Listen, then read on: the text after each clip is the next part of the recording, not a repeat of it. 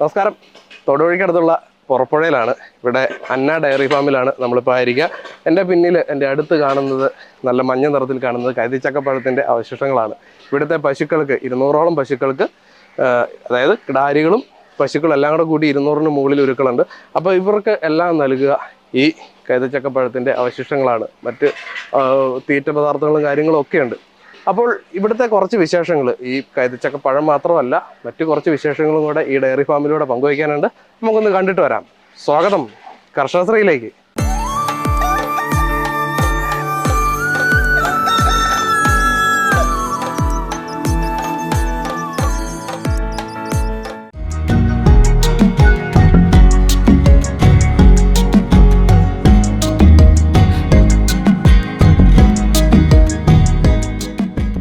ഇത് തൊടുപുഴയിൽ നിന്ന് കൂത്താട്ടോളം പോണ വഴിക്കാണ് പുറപ്പുഴ എന്ന് അറിയിച്ചിരിക്കും. പുറപ്പുഴ വളരെ ഫേമസ് ഉള്ള സ്ഥലമാണ്. ഒരു നമ്മുടെ മൃഗമായിട്ട് ബന്ധപ്പെട്ട ജോസ് സാറിൻ്റെ നാടാണ് പുറപ്പുഴ. അപ്പോൾ ഏറ്റവും ആദ്യം ഈ നാട്ടിൽ ആര് ചോദിച്ചാലും ജോസഫ് സാറിൻ്റെ വീട്ടിൽ ഫാമില്ലേന്ന് ചോദിക്കുന്നത്. അപ്പോൾ ഇത് 2008 ഞങ്ങൾ ഈ സ്ഥലം വാങ്ങിയതാണ്. വാങ്ങിയതിന് ശേഷം 2010 ചെറിയ രീതിയിൽ 2-3 പശുക്കളായിട്ട് തുടങ്ങി. ഇപ്പോൾ 2012 ആയപ്പോഴേക്കും നമുക്കൊരു 30 പശു ആ റേഞ്ചിലായി. 2012 മുതൽ ഇടുക്കി ജില്ലയിലെ തൊടുപുഴ ബ്ലോക്കിൻ്റെ അവാർഡുകൾ നമുക്കിങ്ങനെ കിട്ടിക്കൊണ്ടിരുന്നു. അതിനുശേഷം പശുവിൻ്റെ എണ്ണം കൂടി.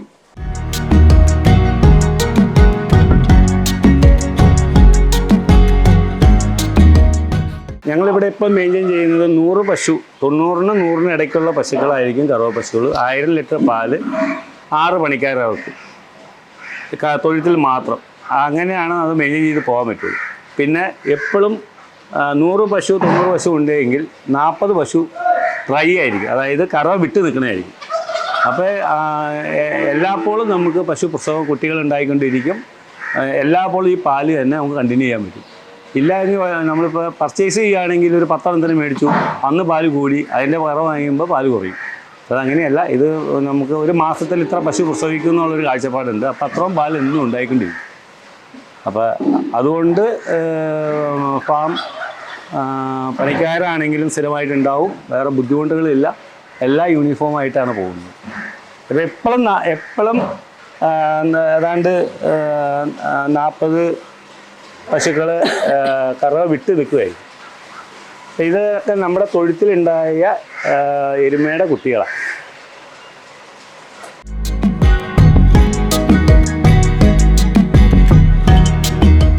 തീറ്റയുടെ ക്രമം എന്ന് വെച്ചിട്ടുണ്ടെങ്കിൽ രാവിലെ ഒരു 2 മണിക്ക് 1:30 ആകുമ്പോഴേക്കും പണിക്കാർ തൊഴുത്തിൽ വന്ന് അവരൊരു ചായയൊക്കെ അടിച്ചിട്ട് 2 മണിക്ക് തൊഴുത്തിലെ പണി കൊടുക്കും.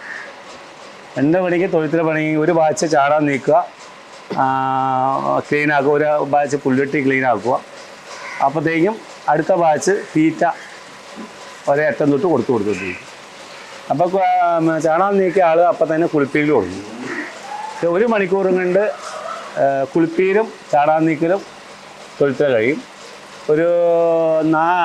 പിന്നെ തീറ്റയെല്ലാം കൊടുത്തു കഴിഞ്ഞിട്ട് തീറ്റയെല്ലാം തിന്നു കഴിഞ്ഞ് കഴിയുമ്പോൾ പിന്നെ കന്നാരയാണ് ഞങ്ങൾ കൊടുക്കുന്നത്. കന്നാര കട്ട് ചെയ്തിട്ടാണ് കൊടുക്കുന്നത്.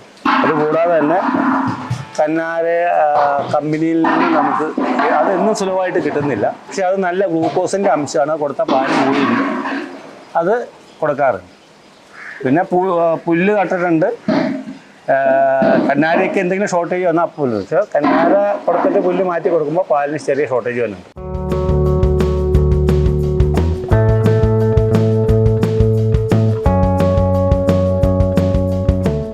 നമ്മൾ തീറ്റ ഉണ്ടാക്കുന്നത് വെച്ചിട്ടുണ്ടെങ്കിൽ മക്കാച്ചോളം എന്ന് പറയും, ചോളം. അത് പിന്നെ വെള്ളച്ചോളമുണ്ട്, കമ്പുണ്ട്, തേങ്ങാപ്പിണ്ണാക്കുണ്ട്, പരുത്തി പിണ്ണാക്കുണ്ട്, അരിത്തവിടുണ്ട്. പിന്നെ ചില സമയങ്ങളിൽ സാധനങ്ങൾക്ക് ഉഴുന്ന് ടെസ്റ്റ് കിട്ടും. ആ സമയത്ത് നമ്മൾ അത് അപ്ലൈ ചെയ്യാറുണ്ട്. ഏതായാലും നമ്മളിങ്ങനെ തീറ്റ പൊടിച്ചു കൊടുക്കുന്നതുകൊണ്ട് നമുക്കൊരു 25 രൂപയിൽ എല്ലാ പ്രോട്ടീനും ഉള്ള തീറ്റ പശുവിന് കിട്ടും. അതായത് വെച്ചിട്ടുണ്ടെങ്കിൽ അതിന് വേണ്ടുന്ന മുഴുവൻ മിനറൽസ്, അതിന് വേണ്ടുന്ന കാൽസ്യം, അതുകൊണ്ട് കാൽസ്യം ഒന്നും എടുക്കേണ്ട ഒരു കാര്യം നമുക്കിത് വന്നിട്ടില്ല. ഇവിടെ പശുവിന് കാൽസ്യത്തിന് റോളോ കാര്യങ്ങളോ ഒന്നുമില്ല. ഹെൽത്തി ആണെങ്കിൽ ഒരേ സ്റ്റാൻഡേർഡിൽ നിന്നോളും പശുവിന്. അപ്പോൾ അത് ഒരു ഫിക്സഡ് തീറ്റ സംവിധാനമാണ്. മാർക്കറ്റിൽ നിന്ന് കിട്ടുന്ന തീറ്റ ഒരു 1/2 കിലോ വെച്ച് കൊടുക്കുന്നുണ്ട്. അതിൻ്റെ കാരണം വെച്ചാൽ എന്തെങ്കിലും കാരണവശാൽ മിഷനറിക്ക് വല്ല കംപ്ലയിൻറ്റ് വരുമോ, എന്തെങ്കിലും വിഷയം വന്നാൽ പശുവിൻ്റെ രീതി എന്ന് വെച്ചിട്ടുണ്ടെങ്കിൽ പശുവിൻ്റെ ഉള്ളിൽ പെട്ടെന്നൊരു ഭക്ഷണ പദാർത്ഥം ചെന്ന് കഴിഞ്ഞിട്ടുണ്ടെങ്കിൽ അത് ദഹിക്കാനും പ്രോസസ്സ് ചെയ്യാനും ബുദ്ധിമുട്ട് വരും. അപ്പോൾ അത് ഒഴിവാക്കാൻ വേണ്ടിയിട്ട് ആ തീറ്റ എന്നും 1/2 കിലോ വെച്ച് ഓരോ പശുവിനും കൊടുക്കുന്നുണ്ട്. അല്ലാത്ത വരുന്ന തീറ്റകൾ പശുവിൻ്റെ പാലിൻ്റെ അളവനുസരിച്ച്, പശുവിൻ്റെ വലിപ്പം അനുസരിച്ച് കൂട്ടിക്കൊടുക്കും. അത് കറവ പശുവിന് ഒരു രീതി, പിന്നെ കറവ വിട്ട പശുവിന് അതിൽ പിണ്ണാക്കിൻ്റെ ക്വാണ്ടിറ്റി കുറയ്ക്കും, തവിടിൻ്റെ ക്വാണ്ടിറ്റി കൂട്ടി ചിലവ് ചുരുക്കാൻ വേണ്ടിയിട്ട് ഒരു 22 രൂപ 23 രൂപ ഒക്കെ വിലയിൽ വരാൻ നിന്ന രീതിയിലുള്ള തീറ്റ ക്രമീകരിച്ചു കൊടുക്കും. കിടാക്കൾക്ക് കൊടുക്കുമ്പോൾ അതിൻ്റെ വളർച്ചയ്ക്ക് വേണ്ട പ്രോട്ടീനും കൂടി ചേർത്തിട്ട് മിക്സ് ചെയ്ത് കൊടുക്കും. അങ്ങനെയാണ് നമ്മൾ 3 ടൈപ്പ് തീറ്റയാണ് നമ്മളിവിടെ ഉൽപ്പാദിപ്പിച്ചത്. ശാസ്ത്രീയമായിട്ട് പറയുന്നത് ഒരു പശുവിൻ്റെ വളർച്ചയ്ക്ക് 2 കിലോയും പശുവിന് 1 ലിറ്റർ പാലിന് 400 ഗ്രാം എന്നുള്ളതാണ്. പക്ഷേ ഞങ്ങളത് 1/2 കിലോ വെച്ച് പശുവിൻ്റെ പാലിന് വെച്ച് കൊടുക്കുന്നുണ്ട്. കാരണം ഞങ്ങൾക്ക് തീറ്റ ചിലവ് കുറവാണ്, ഞങ്ങൾ ഉണ്ടാക്കുന്നതുകൊണ്ട്. അപ്പോൾ ചിലരം കൂട്ടി ഞങ്ങൾ കൊടുക്കും. 1/2 കിലോ വെച്ച് ഒരു ലിറ്റർ പാലിന് 1/2 കിലോ വെച്ച് കൊടുക്കും. അതായത് 10 ലിറ്റർ പാല് ഉൽപ്പാദിപ്പിക്കുന്ന പശുവിന് നമ്മൾ 6 കിലോ തീറ്റ കാലത്തും 6 കിലോ തീറ്റ വൈകുന്നേരവും കൊടുക്കും. ചിലർ വൈകുന്നേരത്തെ പാലിൻ്റെ കുറവനുസരിച്ച് തീറ്റ കൊടുക്കുമെന്ന് പറയുന്നുണ്ട്. പക്ഷേ ഞങ്ങൾ അത് തന്നെ ചെയ്ത് പോകുന്നുണ്ട്. അത് നമുക്കിങ്ങനെ സ്വന്തമായിട്ട് തീറ്റ ഉണ്ടാക്കുന്നവർക്ക് അത് കൊടുക്കാൻ പറ്റുള്ളൂ. നമ്മൾ മാർക്കറ്റിൽ നിന്ന് മേടിക്കുമ്പോൾ ഉണ്ടാകുന്ന ഒരു 6 രൂപ 7 രൂപയുടെ വ്യത്യാസങ്ങളുണ്ട് തീറ്റയിൽ. അപ്പോൾ അതനുസരിച്ച് ഉൽപ്പാദിപ്പിച്ചെടുത്താൽ അങ്ങനെ വലിയ ഫാമുകാരനായിട്ടോ അത് ചെയ്യാൻ പറ്റുള്ളൂ. നമുക്ക് കുറ്റം പറഞ്ഞിട്ട് കാര്യമില്ല. സാധാരണക്കാരനെ സംബന്ധിച്ച് ഇപ്പം തീറ്റ കൊടുക്കാൻ പറ്റും.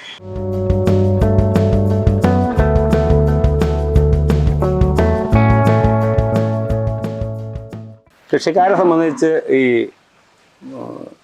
ഏറ്റവും ബുദ്ധിമുട്ടുള്ള സംഭവമാണ് അതിൻ്റെ ചാണകം പ്രോസസ്സ് ചെയ്യാന്നുള്ളത്. അത് തന്നെയാണ് ഏറ്റവും വലിയൊരു വിഷയം. അപ്പോൾ അതിന് ഞങ്ങളൊരു 5 വർഷം മുമ്പ് കണ്ടുപിടിച്ച സംവിധാനമാണ്. ഗുജറാത്തിലൊക്കെ ആയിരുന്നു ഇത് ഉണ്ടാകുന്നത്. കേരളത്തിലേക്ക് ആയി വന്ന സമയത്ത് തന്നെ നമ്മൾ ഈ സാധനം ആക്കി ഇത് ചാണകം കൊണ്ടുവന്ന് നേരെ അതിലേക്ക് ഡംപ് ചെയ്യും. അതിൽ നിന്ന് ഇതിലേക്ക് വന്നു കഴിഞ്ഞിട്ടുണ്ടെങ്കിൽ ഏതാണ്ട് 70% 80% ഉണങ്ങിയ നല്ല പ്രൈരൂപത്തിലുള്ള ചാണകം. എന്നാൽ ഈ സാധനത്തിന് മറ്റുള്ളവർ പറയുന്ന പോലെ മൂല്യങ്ങളൊന്നും പോയിട്ടില്ല. കാരണം ഇത് റീസർക്കിൾ ചെയ്ത് വീണ്ടും അതിലേക്ക് തന്നെ വന്നു, അങ്ങനെ വന്നു. വേറെ ഇത് പുറത്തേക്ക് ഇതിൻ്റെ ഒന്നും പോകുന്നില്ല. പക്ഷേ ഡ്രൈ ആയിട്ട് നമുക്ക് കിട്ടും. ഇത് ഷെഡിൽ ഇട്ടിട്ട് നിരത്തിയിട്ട് അത് നമ്മൾ പാക്ക് ചെയ്ത് കൊടുക്കും. എല്ലാ മെയിൻ തൊഴുത്തിലാണ് ഇത് വെക്കാൻ പറ്റുള്ളൂ. പക്ഷേ ഞങ്ങൾ കിടാക്കളുടെ തൊഴുത്തിലൊക്കെ ചാണാൻ ഉണങ്ങി തന്നെയാണ് കൊടുക്കുന്നത്. സ്റ്റോർ ചെയ്യും. എല്ലാത്തിനും സ്റ്റോറേജ് ടാങ്ക് ഉണ്ട്. കാരണം അല്ലെങ്കിൽ കൃഷി മുഴുവൻ പോകും. കാരണം ചാണാൻ പറമ്പിലേക്ക് ഇങ്ങനെ പോയി കഴിഞ്ഞാൽ അത് തന്നെ പബ്ലിക്കിനും വിഷയം വരും. ഇതിപ്പോൾ ഏരിയ കൂടുതലുള്ളതുകൊണ്ട് അങ്ങനെ വിഷയമില്ലെങ്കിൽ പോലും നമ്മൾ നട്ടേക്കുന്ന കൃഷികളെല്ലാം കൂടുതൽ അമിത ചാണാനും അതിൻ്റെ വെള്ളവും ഉണ്ട്. അതിന് ബയോഗ്യാസ് പ്ലാന്റ് ഉണ്ട്, കഴുകി കുളിപ്പിക്കുന്നതിന് സ്റ്റോറേജ് ടാങ്ക് ഉണ്ട്. അങ്ങനെയുള്ള എല്ലാ സൗകര്യങ്ങളും നമ്മൾ ഈ ഇത്രയും വർഷത്തിനുള്ളിൽ നമ്മുടെ അറിവനുസരിച്ച് നമ്മൾ അതിന് വേണ്ടിയിട്ട് ചെയ്തിട്ടുണ്ട്. കഴിഞ്ഞ വർഷമാണ് ഓർഗാനിക്ക എന്ന് പറഞ്ഞ് നമ്മൾ പേരിട്ടുകൊണ്ട് ഒരു ജൈവവളത്തിൻ്റെ പ്രോസസ്സിങ് യൂണിറ്റ് തുടങ്ങിയിട്ടുണ്ട്. അത് ഈ വർഷം ഏതാണ്ട് 100-120 ടണ്ണോളം നമുക്ക് മാർക്കറ്റ് ചെയ്യാൻ കഴിഞ്ഞിട്ടുണ്ട്. അടുത്ത വർഷമൊക്കെ ആകുമ്പോൾ എനിക്ക് തോന്നുന്നു നമുക്കുണ്ടാകുന്ന മുഴുവൻ ജൈവവളവും, കാരണം അതിൻ്റെ റിസൾട്ട് കിട്ടുമ്പോൾ ഞങ്ങളൊരു 3-4 വർഷമായിട്ട് ഇത് ഞങ്ങളുടെ പറമ്പുകളിൽ പരീക്ഷിച്ച് വിജയപ്രദമായതിനു ശേഷമാണ് നമുക്ക് അത് ആഡ് ചെയ്തേക്കുന്നത്. അത് ഏതാണ്ട് ഒരു 12 കൂട്ടം സാധനങ്ങൾ ചേർത്താണ് ഈ സാധനം നമ്മൾ ഉൽപ്പാദിപ്പിക്കുന്നത്. അത് ഫുള്ളി ഓർഗാനിക്കായിട്ട് തന്നെയാണ് കിട്ടുന്നത്. ആടുണ്ട്, അപ്പോൾ ആടിൻ്റെ ഫാമുണ്ട്. പന്നിയുടെ വേസ്റ്റിൻ്റെ സ്ലറി ഉണങ്ങിയതുണ്ട്, മണ്ണിര കമ്പോസ്റ്റ് ഉണ്ട്, ബയോ കമ്പോസ്റ്റ് ഉണ്ട്. ഇതെല്ലാം കൂടിയിട്ട് ഉണങ്ങി മിഷ്യത്തിൽ മിക്സ് ചെയ്തിട്ടാണ് നമ്മൾ മാർക്കറ്റിൽ പാക്ക് ചെയ്യുന്നത്. നമ്മൾ സാധാരണ കുടുംബിനികൾക്കൊക്കെ വീട്ടിൽ ചെടി വളർത്തുന്നവർക്ക് 1 കിലോൻ്റെ പാക്കറ്റ് ഉണ്ട്, 5 കിലോൻ്റെ പാക്കറ്റ് ഉണ്ട്. കൂടുതൽ കൃഷിയുള്ളവർക്ക് 40 കിലോൻ്റെ പാക്കറ്റും ഉണ്ട്. അപ്പോൾ അതുകൊണ്ട് കഴിഞ്ഞ കാലങ്ങളിലുള്ള ക്ഷീണങ്ങളൊക്കെ ഈ കൊല്ലം തൊട്ട് നമുക്ക് മാറിക്കൊണ്ടിരിക്കുക എന്നുള്ള വിശ്വാസമാണ്. അത്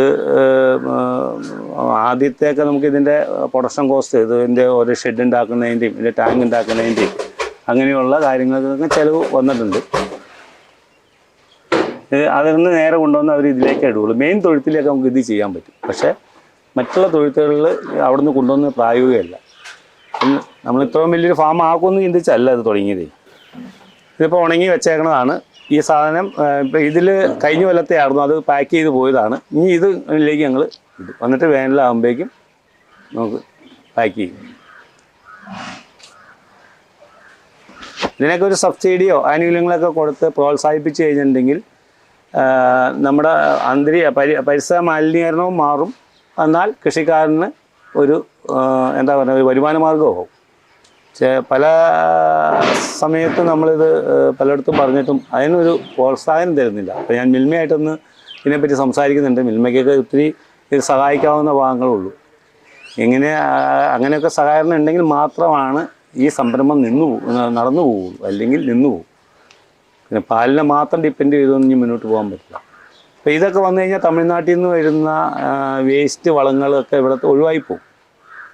സുലഭമായിട്ട് കിട്ടാത്തതുകൊണ്ടാണ് ആൾക്കാർ മഴ പിടിക്കുമ്പോഴേക്കും തമിഴ്നാട്ടിൽ നിന്ന് വേസ്റ്റ് കോഴി അസുഖമുള്ള ഫാമിൽ നിന്നൊക്കെ കോഴികളെ കൊണ്ടുവന്ന് അതിൻ്റെ വളം കൊണ്ടുവന്നിട്ട് അവിടെ നിന്ന് ചെള്ള്, ഇപ്പോൾ ആഫ്രിക്കൻ ഒച്ച്, ഈ സംഭവമൊക്കെ വരുന്നത്. ഇത് നമുക്ക് തന്നെ കേരളത്തിൽ കൃഷിക്കാരുടെ കയ്യിൽ നിന്ന് ഉൽപ്പാദിച്ച് കൃഷിക്കാർക്ക് തന്നെ കൊടുക്കാവുന്ന സൗകര്യങ്ങളുണ്ട്. പക്ഷേ അതിന് വേണ്ടപ്പെട്ട ഒരു ശ്രദ്ധ വരുത്തണമെന്നുള്ളതാണ് എൻ്റെ അറിവ് വെച്ച് എനിക്ക് പറയാം. ഞാനൊരു പശു ഫാം മാത്രം നടത്തുന്ന ആളല്ല, 10-30 ഏക്കർ സ്ഥലത്ത് കൃഷി ഇങ്ങനെ ചെയ്യുന്ന ആളാണ്. പലതരം കൃഷികൾ ചെയ്യുന്നതാണ്. അപ്പോൾ നമുക്കതിൻ്റെ അറിവിൽ വെച്ചിട്ടാണ് നമ്മളത് പറയുന്നത്. ഇത് ഇങ്ങനെയുള്ള കാര്യങ്ങളും കൂടി സർക്കാർ, കൃഷി വകുപ്പും ക്ഷീരവികസന വകുപ്പും മിൽമയും എല്ലാം കൂടി സംയുക്തം ആലോചിച്ച് കഴിഞ്ഞിട്ടുണ്ടെങ്കിൽ ഇവിടെ കാർഷിക സമ്പത്ത് വർദ്ധിക്കും, കൃഷി നന്നാവും, പരിസര മലിനീകരണം ഒഴിവാകുകയും ചെയ്യും.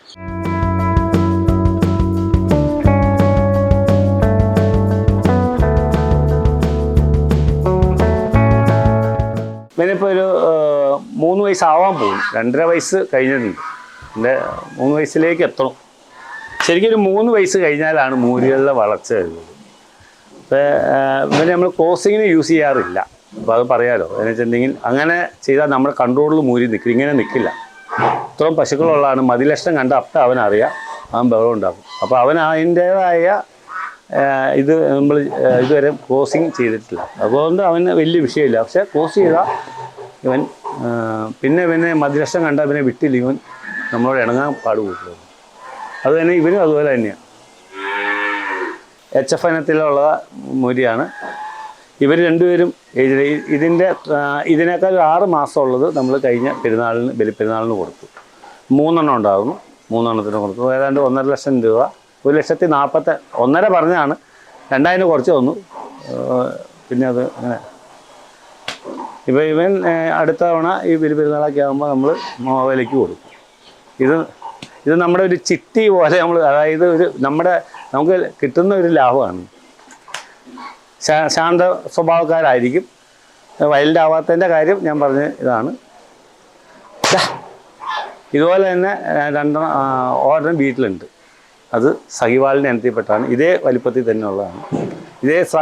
ആ ഒരു ബാച്ചിൽ നമ്മൾ 6 പേരെ നിർത്തിയതാണ്. അതിൽ 3 പേരെ കൊടുത്തു. 3 പേര് ഒരു 3 മാസത്തെ വ്യത്യാസം, 4 മാസത്തെ വ്യത്യാസമുള്ളൂ. ഇപ്പം അടുത്ത ബാച്ചിന് വേണ്ടിയിട്ട് 2 പേരെ നിർത്തിയിട്ടുള്ളൂ. കൂടുതൽ നമ്മൾ നിർത്തിയിട്ടില്ല. കാരണം അത്ര ലാഭകരമല്ല. ഈ പറയുന്നത് നമ്മൾ ഈ തീറ്റയുടെ ഒപ്പം പണിക്കാരെ നോക്കി പോകണം. പിന്നെ അതിനെ കറക്കണ്ടാണെന്നും അധികം ശുശ്രൂഷിക്കേണ്ടാന്നുള്ള ഒരു ലാഭം മാത്രമേ ഉള്ളൂ. നമ്മുടെ ഫാമിൽ ഒരേ ബ്രീഡുകൾ തന്നെ ആദ്യത്തെ അവിടെ നിന്ന് വന്നു കഴിഞ്ഞാൽ, ആദ്യം കാണിച്ച ഫാമിൽ വന്നു കഴിഞ്ഞാൽ അടുത്ത ഇതിലേക്ക് വരും. ഇതിൽ ബ്രീഡിങ് പ്രായം ആകുന്നവരെ നമ്മൾ ഇതിലേക്ക് മാറ്റും.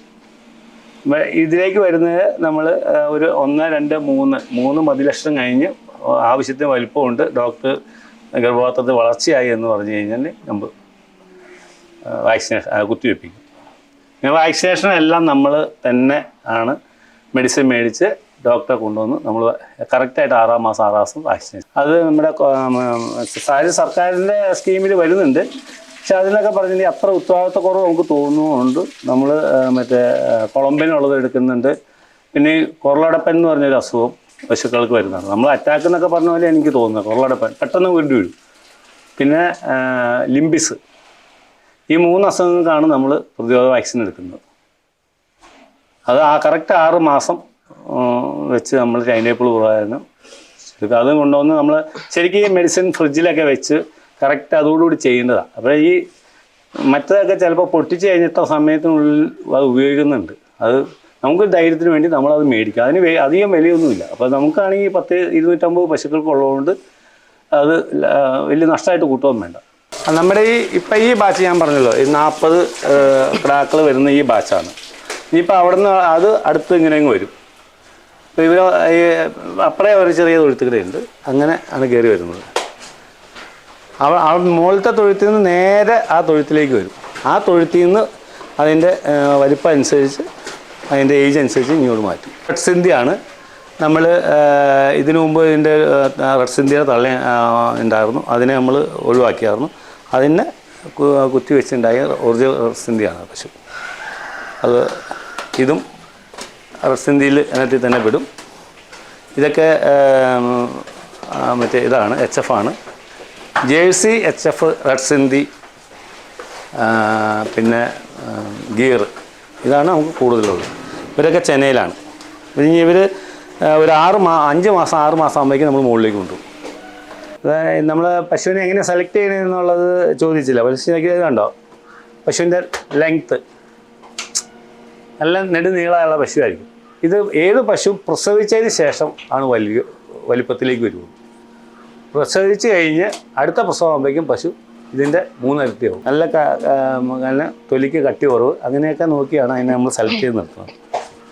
കൊമ്പ്, കാലിൻ്റെ പേണിയുടെ കളറ്, ഇതൊക്കെ അതിൽ ബാധകമാണ്. പിന്നെ ഞാൻ പറഞ്ഞല്ലോ, 100 പേരിൽ ഒരു 60-65 പേരാണ് സക്സസ് ആവുക. ബാക്കിയുള്ളത് കുറച്ച് ചെന പിടിക്കാതെ വരാം.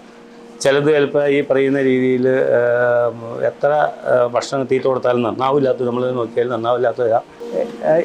ഇത് പറഞ്ഞല്ലോ, വലിപ്പം കുറവാണെങ്കിലും നല്ല ബ്രീഡ് ജേഴ്സി പശു ആണെങ്കിൽ ആരോഗ്യം, അസുഖങ്ങൾ കുറവുള്ള ജേഴ്സി പശുവിനാണ്.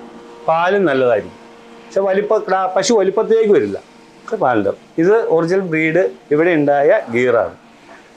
ഗീറിനെ തന്നെ വെച്ച് ഗീറിൻ്റെ സമൻ കുത്തി നമുക്ക് ഉണ്ടായിരുന്ന ഗീറാണ്. ഇത് 20ഓളം പശുവുണ്ട്, 6-7ഓളം ക്ലാക്കളുമുണ്ട്. ഈ ഗിയറിൻ്റെ ഒക്കെ പ്രത്യേകത വെച്ചിട്ടുണ്ടെങ്കിൽ 2 പ്രസവം കഴിഞ്ഞൊക്കെ കഴിയുമ്പോൾ ഇത് ബോഡി വെയിറ്റ് 600 കിലോയിൽ മുകളിലേക്ക് വരും.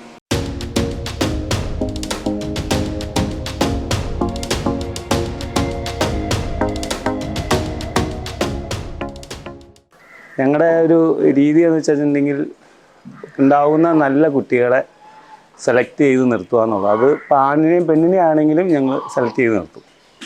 അപ്പോൾ കാലത്തെ തന്നെ പ്രസവിച്ച് കഴിഞ്ഞിട്ടുണ്ടെങ്കിൽ ഒരു 3 മണിക്കൂർ 4 മണിക്കൂർ കഴിയുമ്പോൾ കുട്ടീനെ സെപ്പറേറ്റ് ആയിട്ട് മാറ്റും. ആദ്യത്തെ പാൽ കുടിപ്പിച്ചിട്ട് മാറ്റും.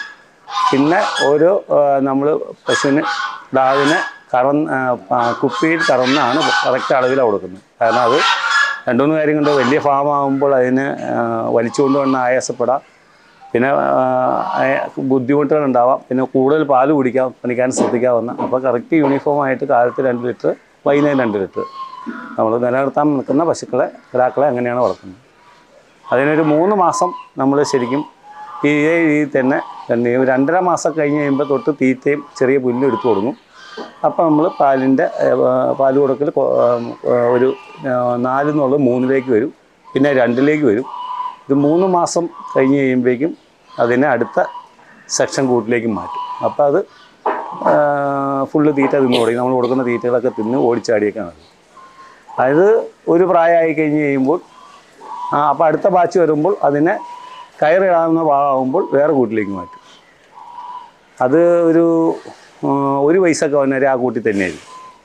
ആ 1 വയസ്സൊക്കെ കഴിഞ്ഞ് കഴിയുമ്പോൾ വീണ്ടും അതിനെ അടുത്ത സെക്ഷനിലേക്ക് മാറ്റും. അപ്പോൾ അതിന് നമ്മൾ ഇച്ചിരി മീനെണ്ണയും കാര്യങ്ങളൊക്കെ കൊടുത്ത് ഗർഭപാത്രത്തിൻ്റെ വളർച്ചയും കാര്യങ്ങളൊക്കെ നോക്കി അതിൽ ഇനി മോശമുള്ളത് നമ്മൾ നിർത്തിയതിലും ഇനി മോശമുണ്ടെങ്കിൽ അതിനെ ചെക്ക് ചെയ്തിട്ട് മോശമുള്ളതിനെയാണെങ്കിൽ നമ്മൾ ഒഴിവാക്കും, അല്ലാത്തതിനെ നിർത്തും. ഒരു 18 മാസം ആദ്യത്തെ മതി രണ്ടാമത്തെ മതി കഴിഞ്ഞിട്ടാണ് കുത്താറുള്ളത്. പശു ഒരു വലിപ്പത്തിലേക്ക് വന്നില്ലെങ്കിൽ പാലിലേക്ക് വരില്ല. പലരും പശു മതിച്ച് വരുന്ന വഴി അപ്പം തന്നെ കുത്തും. പക്ഷെ ഞങ്ങളുടെ സമ്പ്രദായം 1-2 മാസം, അതായത് 20 മാസമൊക്കെ വരെ വെയിറ്റ് ചെയ്തിട്ടാണ് കുത്തിവെക്കാറുള്ളത്. അപ്പോൾ ഒരുവിധം വലിപ്പത്തിലേക്ക് ക്രാക്ക് വരും. അങ്ങനെ വരുന്ന ക്രാക്കുകൾക്ക് കടിഞ്ഞൂരിൽ ഇപ്പം മറ്റുള്ളവരെന്ത് പറയുന്നത് എനിക്കറിയില്ല, നമുക്കൊരു 10 ലിറ്റർ കാലത്തെ നേരം കിട്ടും. ഒരു 15 ലിറ്റർ കാലത്ത് 10ഉം ഒരു 6 ലിറ്റർ വൈകുന്നേരമായിട്ട് ഒരു 16 ലിറ്റർ പാല് കടിഞ്ഞൂൽ പശുവിന് കിട്ടും. ശരിക്കും പശുവിൻ്റെ ശരിയായ ഉൽപ്പാദനം കിട്ടുന്നത് 2ഉം 3ഉം പ്രസവത്തിലാണ്. അപ്പോൾ കടിഞ്ഞൂൽ കിട്ടുന്ന 10 കിട്ടുന്ന പശുക്കൾ ഒരു 13-14 വരെ വെച്ച് ഒരു 20 ലിറ്റർ 20 അത്ര ഒക്കെയുള്ള ആളാണ് നമ്മുടെ ഇവിടുത്തെ കാലാവസ്ഥയിലും നമ്മുടെ ഇവിടുത്തെ ഇതിലും ഒരു 20-22 ലിറ്റർ കൂടുതൽ പാല് കിട്ടുന്നതായിട്ട് നമുക്ക് കാണാൻ പറ്റില്ല. പിന്നെ അപൂർവം ചിലയിലൊക്കെ 24 ലിറ്ററൊക്കെ ചിലപ്പോൾ കിട്ടും.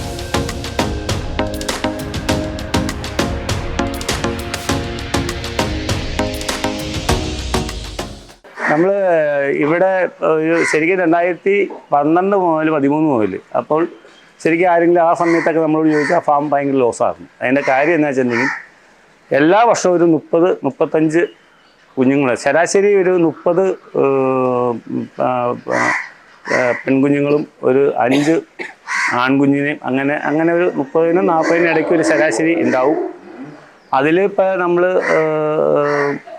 അവരെ സെലക്ട് ചെയ്ത് വരുമ്പോൾ 1-2 ചിലപ്പോൾ ഒഴിവാക്കേണ്ടതാണെങ്കിൽ ഒഴിവാക്കി കളഞ്ഞാൽ പോലും ഈ പറയുന്ന ശരാശരി 35 കിടാക്കൾ ഉണ്ടാവും. അതിനെ ഇങ്ങനെ 3 വർഷം ആകുമ്പോഴേക്കും അത് പശുവാകും. എല്ലാവരും പറയും ഈ പറയുന്നതിൽ 28-26 മാസം കൊണ്ട് പശുവാകും. പക്ഷേ ശരാശരി ഒരു 3 വർഷം കൂട്ടിക്കും. 3 വർഷം ഒരു പശുവിൻ്റെ ഒരു ക്രാവിനെ വളർത്തി ചിലവ് വരുമ്പോൾ ഞാൻ കണക്ക് കൂട്ടിയിടത്തോളം ഒരു 65,000 രൂപ മുകളിൽ ചിലവ് വരുന്നു. എൻ്റെ ഇത്ര നാളത്തെ എക്സ്പീരിയൻസ് വെച്ചിട്ട് എനിക്ക് തോന്നുന്നത് വെച്ചിട്ടുണ്ടെങ്കിൽ ഈ നമ്മുടെ പുറത്തുള്ള സംസ്ഥാനങ്ങളിലോ അല്ലെങ്കിൽ രാജ്യങ്ങളിലോ കൂട്ടല്ല. നമ്മുടെ കേരളത്തിൽ സ്ഥലപരിധി കുറവുണ്ട്. പിന്നെ മുഴുവൻ ഉള്ള സ്ഥലങ്ങളിൽ കൃഷിയായിരിക്കും. അപ്പോൾ പശു എന്തായാലും ഈ പറയുന്ന രീതിയിൽ നടക്കാനോ എക്സസൈസ് ചെയ്യാനുള്ള സൗകര്യങ്ങളില്ല. അപ്പോൾ അങ്ങനെ വരുമ്പോൾ ഒരു 4 പ്രസവത്തിൽ 5 പ്രസവത്തിൽ കൂടുതൽ ഒരു പശു ഒരു തൊഴുത്തിൽ നിന്നാൽ അപ്പോഴത്തേക്കും പശുവിൻ്റെ മറ്റേ ഈ കുളമ്പ് പരന്നു പോവും, കുളമ്പ് ചീച്ചിൽ വരാം. പിന്നെ അങ്ങനെ അതുതന്നെയല്ല ചിലപ്പോൾ മുലക്കാമ്പ് മറ്റേ ഈ പറഞ്ഞിട്ട് ഞങ്ങൾക്കിവിടെ എനിക്ക് തോന്നുന്നത് 1 വർഷമായിട്ട് അങ്ങനെ ഒരു അസുഖമില്ല.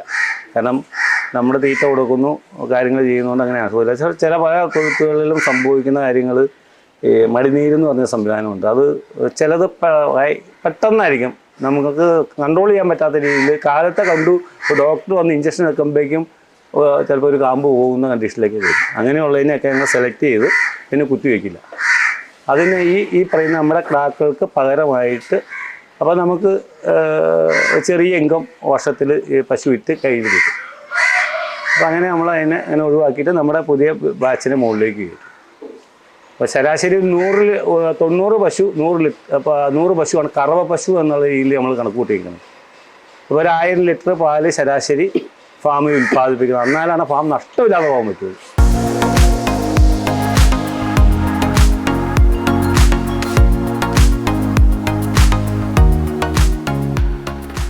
തീറ്റയുടെ ചെലവ് ചുരുക്കാൻ വേണ്ടിയിട്ട് ഘനാകാരത്തിലുപരി അവർക്ക് കൊടുക്കുന്ന പുല്ലിലും നമ്മൾ ചെറിയ മാറ്റങ്ങൾ വരുത്തിയിട്ടുണ്ട്. നമുക്ക് നാട്ടിൽ കിട്ടുന്ന ഫ്രൂട്ട്സ്, അപ്പോൾ പൈനാപ്പിളാണ് ഞങ്ങൾ ഈ തൊടുപുഴ എന്ന് പറഞ്ഞാൽ പൈനാപ്പിളിൻ്റെ കേന്ദ്രമാണ്.